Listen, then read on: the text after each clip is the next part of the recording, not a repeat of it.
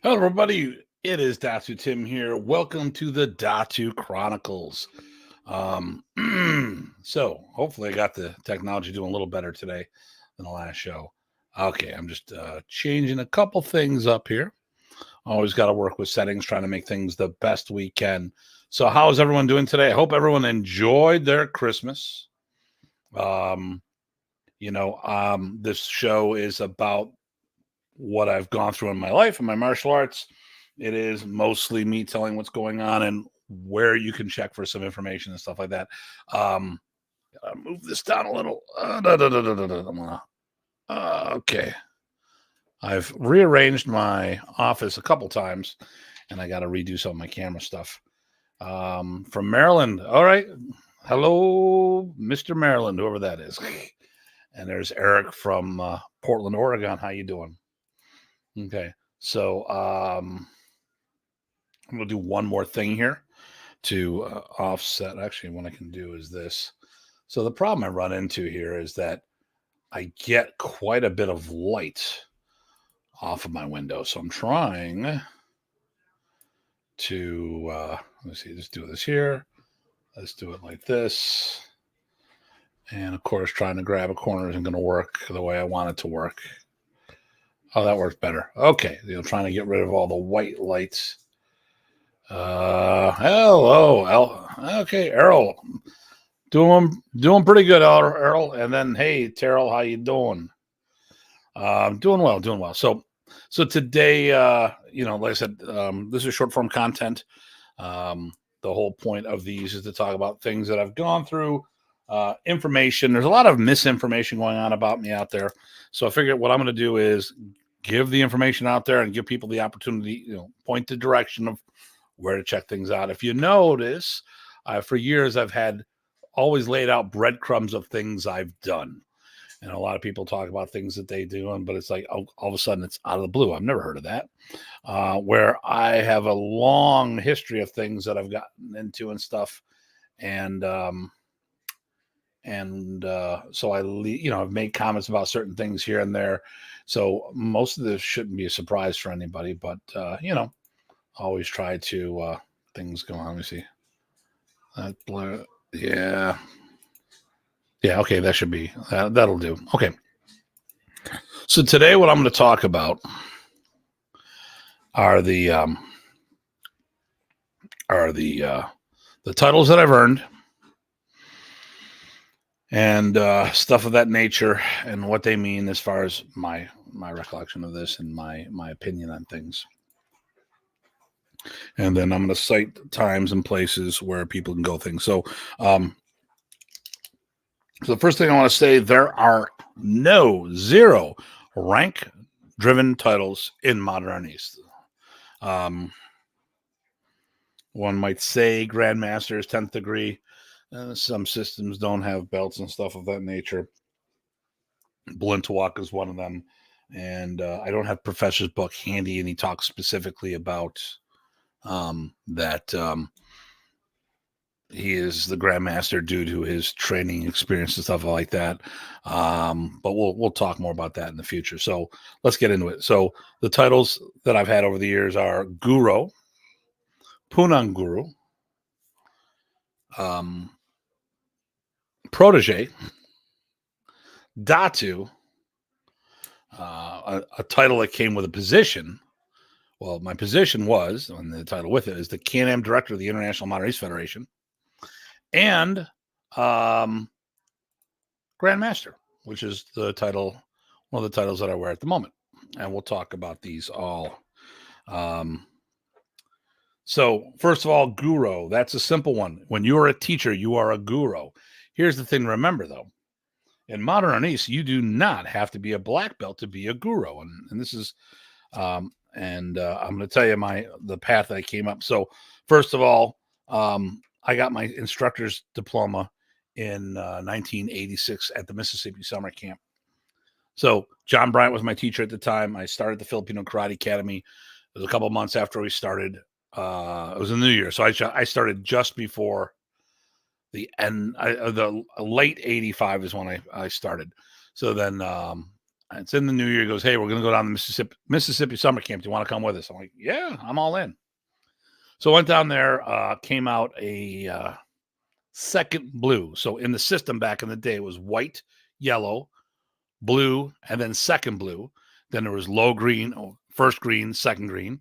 Then there was 4 browns, brown, then first, second, and third, which was a typo. We'll talk about that another time. Then black belts was black belt, then first degree. Okay. So the people would go to these events were black belts in other systems. I mean, that's modern Arnis. Modern Arnis is the art within your art. Probably 95 to 99% of the people who train modern Arnis don't do it as a standalone program. I started in the school. Like John Bryant didn't start in modern, but he committed to modern. He ran the second full-time modern Arnis school. I joined that, and that's how I started. So my education in martial arts and official legitimate training versus, as I say, the partial art backyard stuff, was in modern Arnis. It's a primary system. So then we went to the Mississippi summer camp, and people were testing down there. Now, here's the thing. In modern Arnis, we're all part of the family. But I want to talk about the art within your art, people. When people test the art within your art, you're being graded. It's the art within your art. So part of your primary art is part of that grade. Remy realized that martial credits were transferable. If you go from one martial system to another, there's certain things. I mean, even if it's completely unrelated system, nothing alike whatsoever, you still understand about the coming together, lining up per se, the martial way, certain concepts about discipline, self-control, stuff of that nature. There's certain basics that you will go from one system to another. You're going to be a natural. You'll stick. Hey, have you done this before? Yeah, I do. Anything like this? No, completely different. But I know how to line up in class. I know how to listen. I know how to be a student. These things, okay, I know basic punching and kicking. Certain things are transferable. And that's what the whole idea of the art within your art mindset is. So when a bunch of us trained, we went to the camp, and it was John Bryant, the head instructor, Tammy Wilson, David Smith, and myself. We all went down together, and we all tested. Now, we tested side by side with all these black belts, and we outperformed them in Arnis. Now, had we done tests, and we tested basic punching and kicking, obviously, we wouldn't outperform them, because here's the thing. They may have been martial art senseis, and they may have even been master instructors in karate or taekwondo or fill in the blanks, but they only did Arnis maybe one day a week, maybe one every other week. Who knows? Some people only did Arnis once a year when Remy was in town, and they might maintain it, but they didn't seek further training. I was training 5 days a week at the school, let alone my personal training. So Tammy Wilson, Dave Smith, and myself, we were one of the best. The three of us were some of the best people on the test in Arnis. All right. Because we dedicated all the time. Now there's some people that, we weren't the best, but we were in the upper echelon of that. So the three of us got our instructor diplomas, which is average at a camp. The basic diploma was usually given out. You go to your second training camp because you had no initial training in it. And these were geared for modern black belts and other systems. So that's how I got my guruship. In my opinion, okay, listen, it was good that I came home and started teaching right away. Could I have been better? Could it have, or would it have been better for me to wait longer? Of course, it would have been better for me to wait longer. Okay. Balintawak is something that sounds like, Balintawak. Well, it's a stick fighting art that Remy practiced before forming modern Arnis. Comes from Dose Pares, or derivative of Dose Pares. So that's real simple. Guru is not rank driven, and it's a teacher. And that was my thing. I went to instructor camp. I passed my instructor test. I did well. Okay. Punong-Guro. That's something. Now, And okay, and I didn't mention this before. Well, first of all, do me a favor. If you haven't already, subscribe to the channel, like the video, and feel free to share this wherever you feel appropriate. But I want to talk about all these titles I'm going to talk about today. None of them were self-anointed. I did not give these myself. These are things that I earned through the years. Professor promoted me or someone else for the last one. We'll talk about that in a minute. So Guru was just teacher. You didn't have to be a black belt to be a teacher in modern Arnis. Although most people who got the basic instructor diploma were already black belts in something else. Okay. Punong-Guro. So now that's a funny one. Oh, it's not funny. That's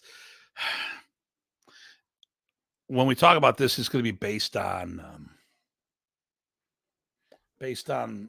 where you're coming from on things. Is that better? Oh, hold on. My camera's doing weird stuff. I got rid of one of my monitor. I pulled my other monitor up. Okay. Maganda Gabi. So, Colorado. Hey, I'll probably see you in the Philippines. And hey, good evening. Hope your Christmas was well. Yep, Tim, all's good there. All good from Canada there. Good.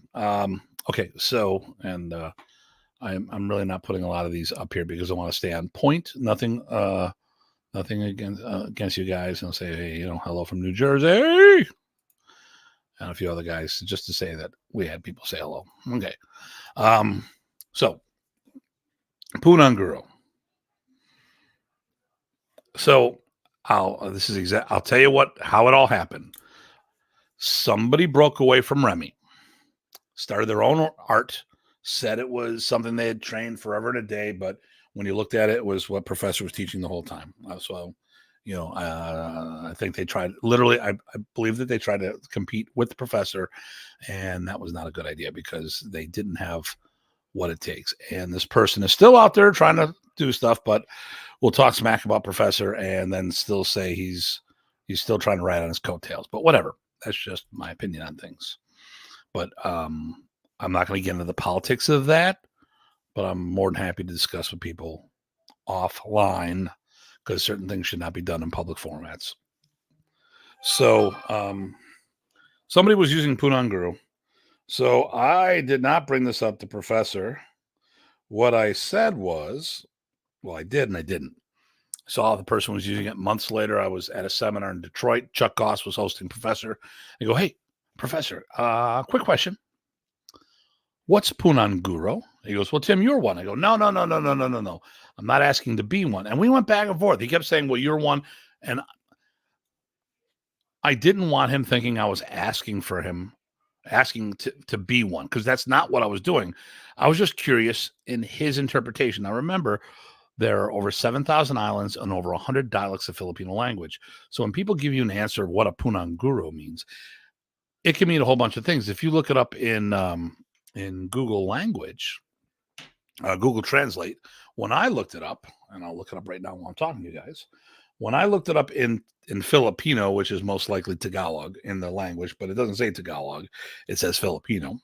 So when I'm going to punch in Punong-Guro while we talk. When I punched this in, it came up with chief instructor or head instructor. Okay. Translates. Okay. So noun, headmaster, Punong-Guro. Master, schoolmaster. Headmistress, although I don't have the gams for that. Okay. Now that is in Filipino. Let me try another dialect. Actually, let me do this again. Let me try Cebuano. Cebuano, head teacher. Okay. So if you're the head instructor of your school, theoretically, you could be a Punong-Guro. Now, that's generally not what people used it for. Now, I do know that Edgar Salute was using it, and people say, well, that's the equivalent of Grandmaster. And I've taken a lot of heat for things like this over the years. But as I pointed out, and I didn't have the wherewithal when I was younger to do this.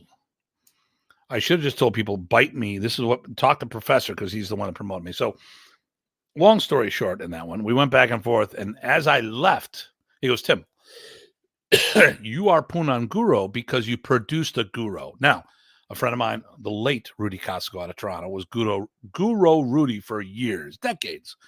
And then he produced his first instructor, Joby.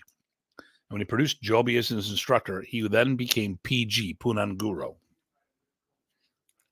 So as I left the seminar, Remy goes, hey, remember, you're a Punong-Guro. Okay, all right. We're at the Michigan summer camp, and he introduces me as Punong-Guro. And of course, Tim Murray, my Marine Corps friend, my friend who was in the Marine Corps, not that I was in the Marine Corps with him because I didn't serve.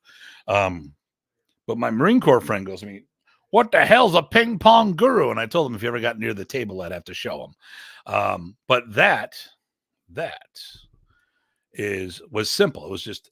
You produced a teacher, you were then Punong-Guro. Now, even though any one of us could have used that title besides me, well, actually not anyone, because most modernist black belts didn't produce students.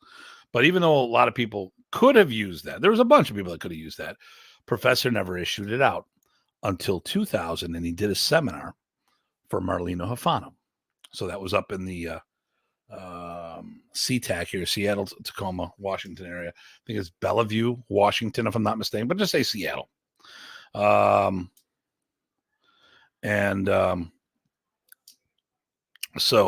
look at that. Invisible Ghost is being cool about stuff. He's not busting my chops. Definition Tagalog word, pronoun, guru, Punong-Guro, principal, head of school. Good job, sir. Thank you, sir. Thank you for behaving. Because I'm assuming Invisible Ghost was rodent, and fuzzy spoiled pizza and all the other names. But anyways, for those who don't know, it's one of our pranksters. So in 2000, I don't remember when I was PG. It was probably like 95, 94-ish, maybe 90, between 94 and 96. So in 2000, he does a seminar for Marlena Hafana. Marlena was going to start the West Coast camps up again, and he was the second person promoted to Punong-Guro. Not only was he promoted to Punong-Guro, he was actually given a diploma with Punong-Guro on there. So the two of us are the only two to receive Punong-Guro from Professor. It's not rank driven. You had to produce black belts for him. That was the what he had told me. And we went with that. Yeah. We know. Okay. So, but once again, not self-appointed. This is what Professor did. Now in our system, in our organization, hey, brother man, hope you had a good Christmas. You missed it. You need to take at least 2 shots. You know what I mean. So in our organization, we make Punong-Guro a requirement as the title for 5th degree black belt. It's our master degree, but there's a requirement of producing black belts to get it. You cannot be a PG. You can't be a 5th degree black belt without producing or helping to produce black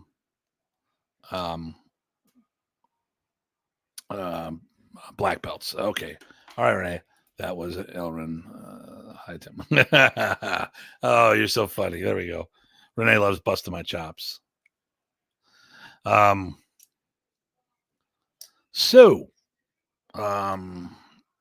that was it. So we have Guru, teacher, Punong-Guro, head instructor, or Guru to produce gurus. But only 2 actually had the official title in modern Arnis that I know of, at least after Remy came to the States. To my knowledge, I was the first one to be anointed that, and then Marlena was the second and last. Now, from there, Protege. That floated around for a while. There was a bunch of people. And people got twisted on that one. And Professor, personally, Protege, I don't think it was a big deal. It was just, I have proteges all the time. There's people who I'm putting my effort into more so than everyone else. It wasn't a successor thing. Actually, I don't think any of the titles were successorship titles. And I will talk about one that was not in the list, and I'm going to point some directions and stuff like that. But I was one of his proteges, one of the people that were sticking out and putting more effort into grooming to be better. That was it. It was not, and most likely someone used the term, "Oh, hey, is Tim?" Somebody else probably sat there and said, "Hey, is Tim one of your proteges?" Why, yes, he is my protege, because he P's and F's. A person who is guided and supported by an older, more experienced, influential person. Boom. What did I do for Christmas? Or what did I get for Christmas? The wife got me a set of Bose headphones. And no, I didn't get any more bottles, although I did get some pedal cars, but that's another story. Oh, you know what? I'm sorry. You weren't talking to me. You were talking to Errol, and Errol got a stick. Or are you saying that I got a stick? But anyways, can't tell with you clowns. You always make fun of me. Actually, I went out of town and I got myself a Benchmade knife while I was doing some Christmas shopping. I found, it was a nice one. So, and then I got a knockoff Kershaw. I like this one better because it's just a quick. Although my Columbia River is my favorite. It really fits my hand well. This is I don't have dainty hands. I got freaking sausage hands, so I like the bigger one. But this is nice for a lot of little work. Although neither one of these have serrations, and I cut a lot of boxes and stuff like that. So I like having a serrated blade for that. Let me see if I have my. These are all my everyday carry. But ultimately, you know what my everyday carry is? I complain about this all the time, and it's not this one from Chris over at Vulpes. This is my everyday carry everywhere I go. I don't rely on these tools. These are backups when this shit don't work right. But that's just my opinion. And sup, Renee? Okay, there we go. And Bono's baseball. Yep. So also, I don't know about all you guys. Man, I'm having a green Christmas in Buffalo. Gotta love that. Pamala. Okay, there we go. So, anyways, so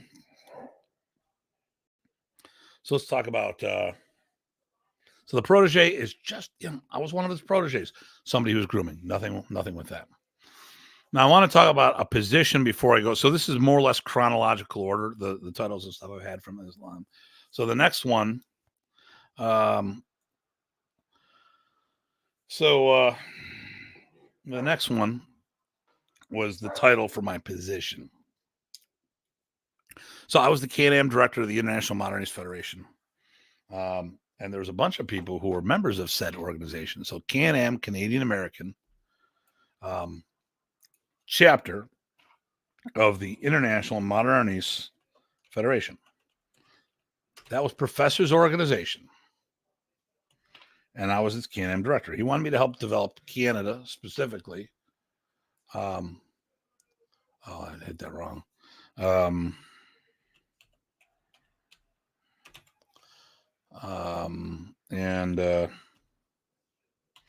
It was harder for the Canadians because the exchange rate was like close to 50 cents on the dollar back then.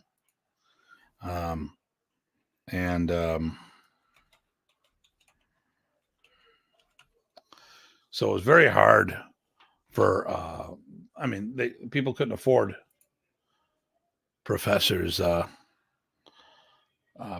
rates. So he wanted me to help out. Plus it was, I was working on stuff. What does that mean?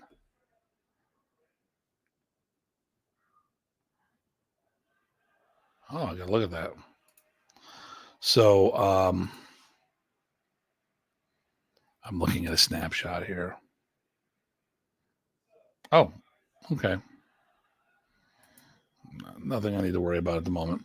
So I'm just looking at some support material to see if I can find something, but I have to look back. So if you go to archive.org and put in W M. Arnis, for World Modern Arnis, you will see this. Now, it's not, the links are quasi-broken, but if you look at it, it says IMAF Can-Am. Okay, that was the chapter. So what is Modernese? Who is Remy Presas? Members. So it has listings of schools that in Ontario, U.S., Eric Alexander, Connecticut, Brett Salafia, Delaware, Chad Doolin, Illinois, Richard Brunt, and then Tim Murray, Indiana, Jeff Leader, Steve Scott, Illinois, Rob Alexander, Tulane, Carl Minkle, Jay Spiro, Scott Vanderzees, the late Sheehan Marty Emanuel. Okay, we go through all this stuff, all these people who are members, as we go. Now, I find a lot of these names look familiar. Michael Bates, Dan McConnell, Rick Ward, bunch of people in New York. Jay Spiro, Carl Minkle, Steve Scott, Jeff Leader. I was looking for some names here. Brett Salafia, Chad Doolin. Let me see. Okay, now this may have been a little too late. Oh, here we go. All right, on 2000. We'll look here.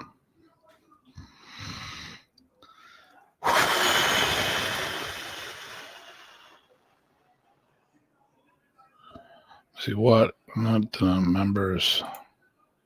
Oh, staff. That was what I was looking for. Staff members. Here we go. Representatives.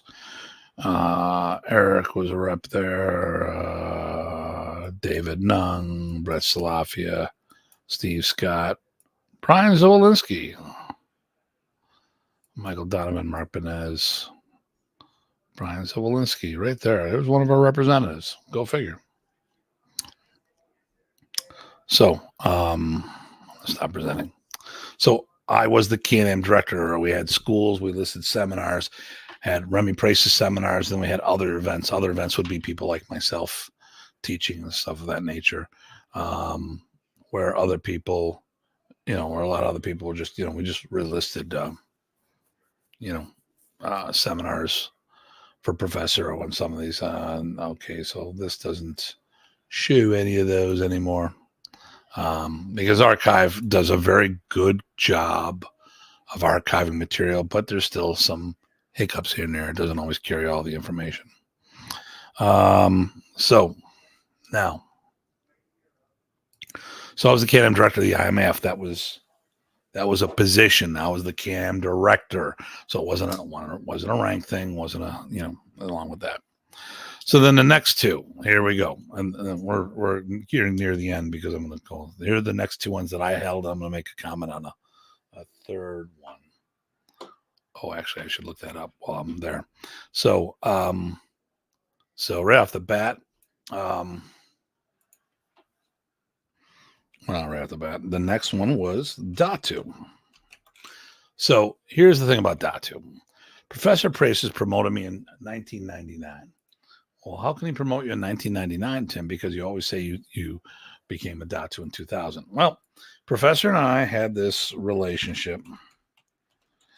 And throughout the years, I was very insistent that I tested as I don't want to say as often as possible, but whenever I had the opportunity, whenever it was time for me to get to be promoted, I made sure that it was accompanied with a test. I did not like Professor and I really got along very well.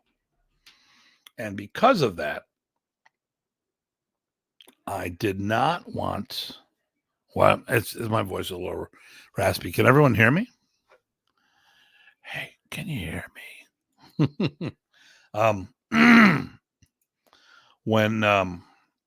When Professor I was with Professor when he was diagnosed. Well, no, actually, when Professor would give me those opportunities to test, it was time to get promoted. I didn't get promoted. I tested for it. I didn't like that. Was creepy. So, oh, that's what I was looking for. Looking for this button right here.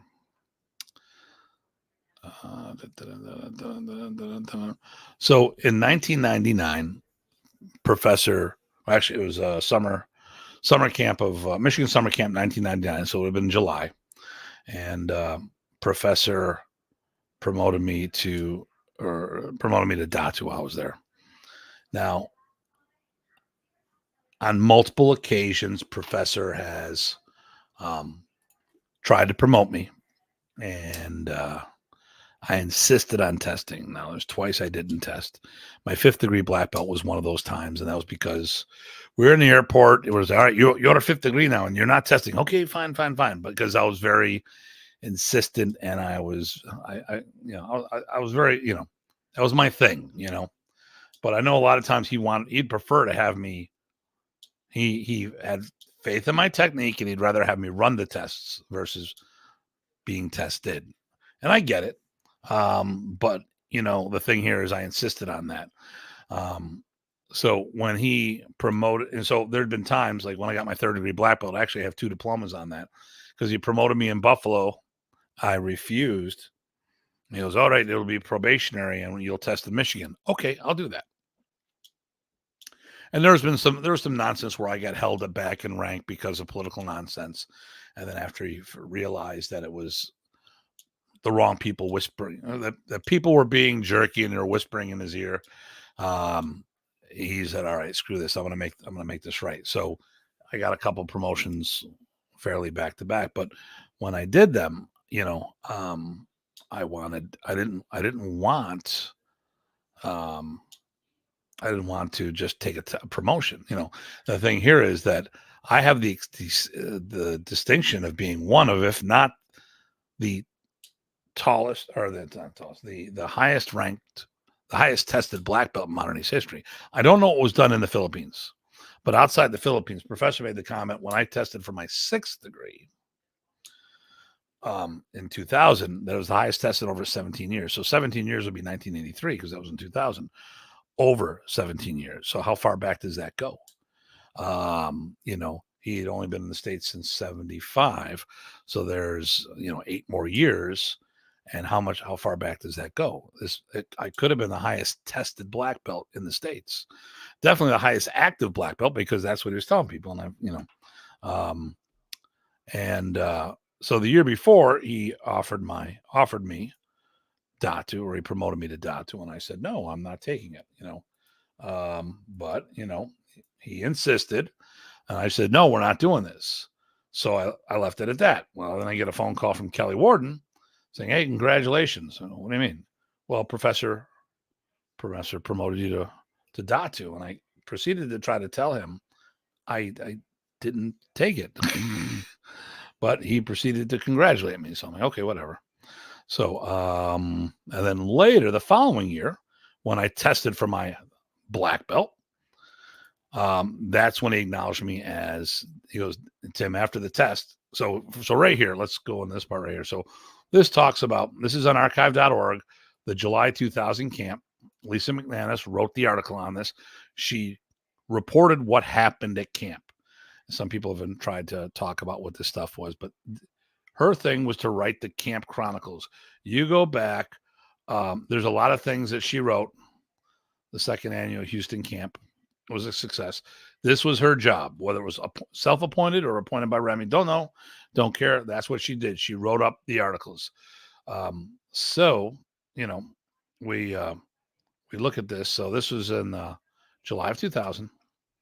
Talks about a bunch of things, the 14th year of the camp. And then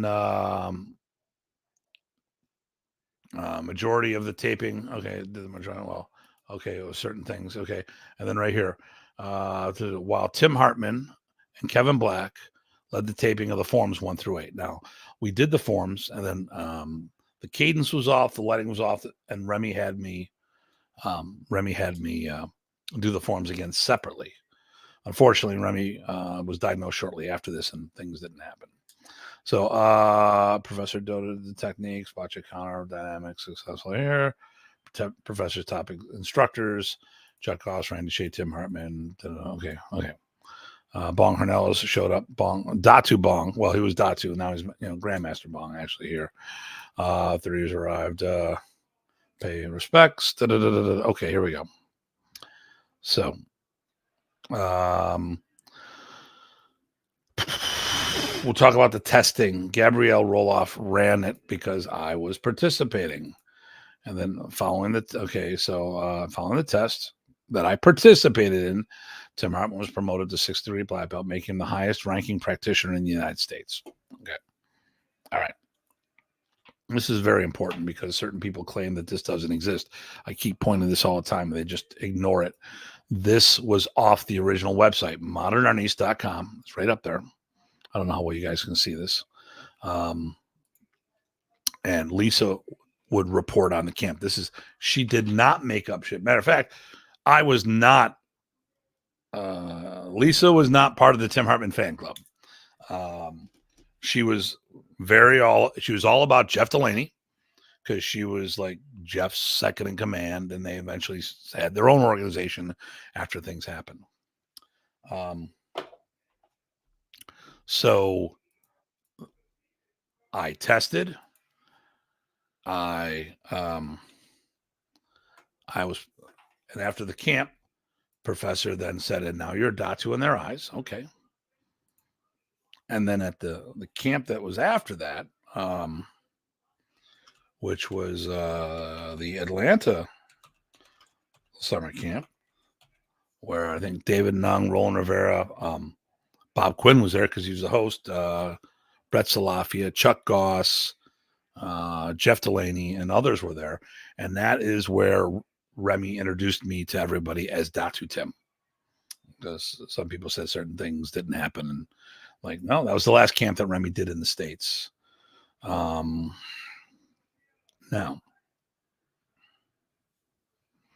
I'm checking something here while I do this. So that was the last promotion level that I was given by Professor. Now I'm going to talk about what happened in Germany on a separate episode because I don't want to make this go too much longer. I was with Professor when he was diagnosed, and I was the only American at that time that was with him. And at that time, once Professor was diagnosed that he was going to die, he actually offered to promote me again, and I had turned it down. It's not what I wanted. It's not how I felt. I didn't feel that was cool. I didn't want a deathbed promotion, and to be honest with you, I did want it, but I didn't want to take it in those terms. And my concern was how Professor was. My concern was not about me getting promoted. And there we go, faithfully. Thank you, Dean. You're just jealous. So, I'm just looking at something. Okay, that's what I thought. That is not there. So I need to go back one more stint here. Okay. And there it is. May not have been listed. Okay, here's the news. Here's the news.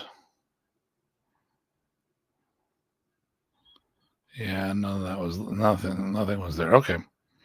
And I'll have to find some things as we look elsewhere. But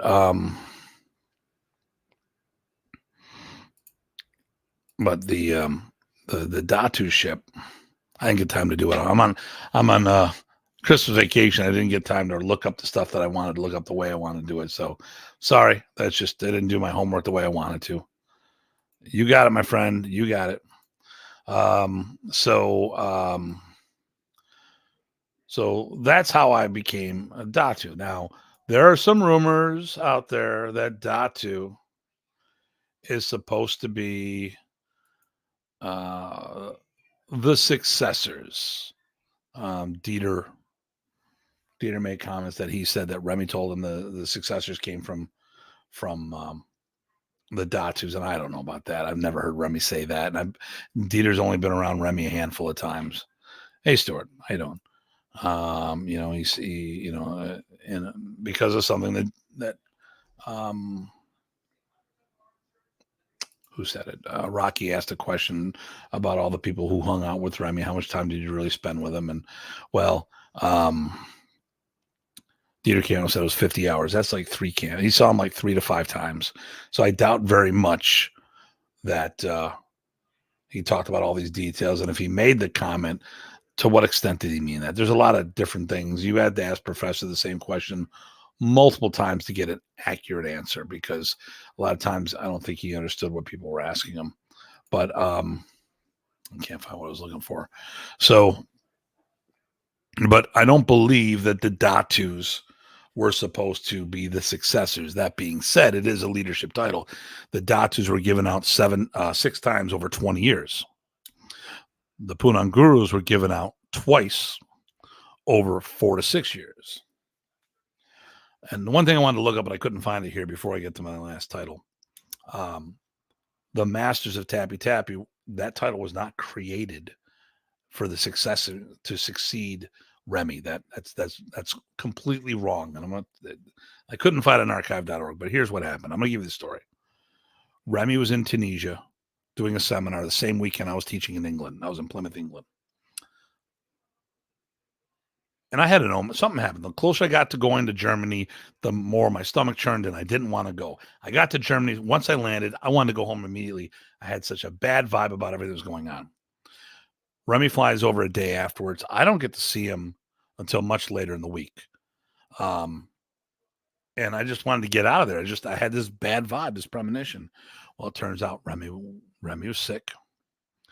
Hey, Matt.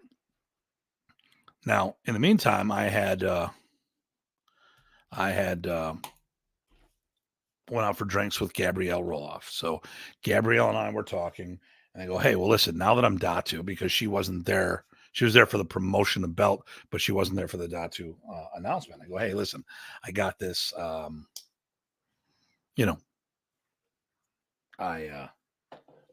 because there was problems between her, the Germans. There was a problem because Dieter was a Datu and theoretically may have outranked Gabrielle, but I doubt it. I think that was a mistake, but we'll talk about that another time.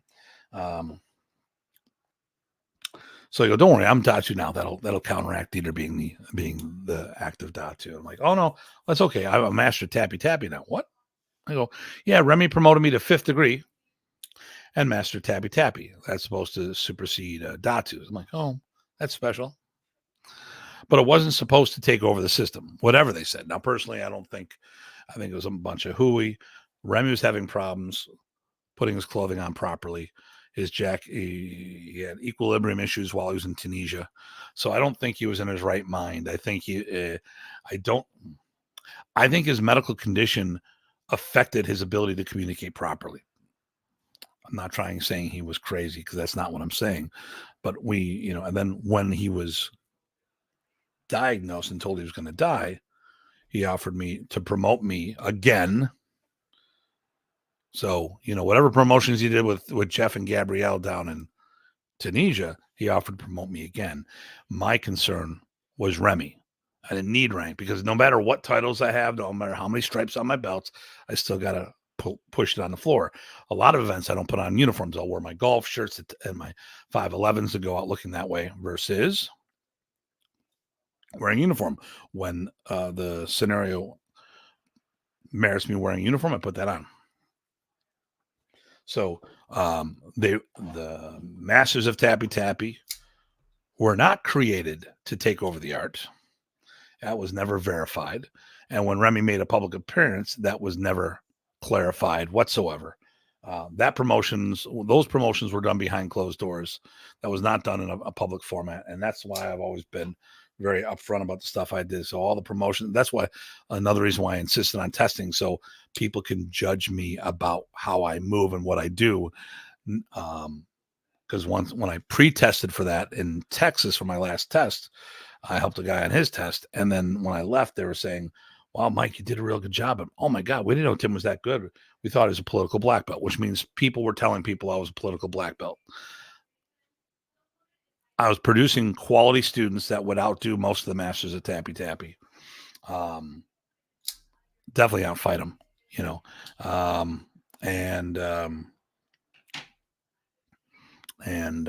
I would, you know, and then I would do,